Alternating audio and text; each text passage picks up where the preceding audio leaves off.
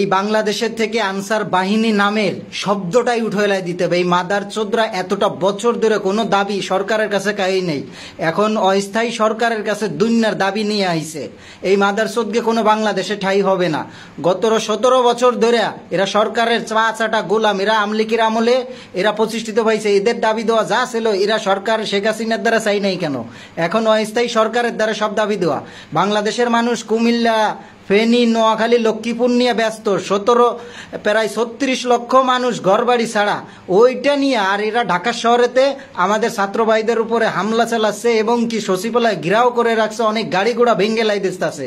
এদের সাহস কোথার থেকে আইছে? বাংলাদেশে কোনো আনসারের শব্দই থাকবে না, আনসার নামটাই বিলুপ্ত করে দেওয়া উচিত। এই মাদারচোদরা আগামী নেতৃত্ব যেই ঢাকা বিশ্ববিদ্যালয়ের ছাত্ররা দেবে, সেই ছাত্রদের উপরে হামলা চালাইছে।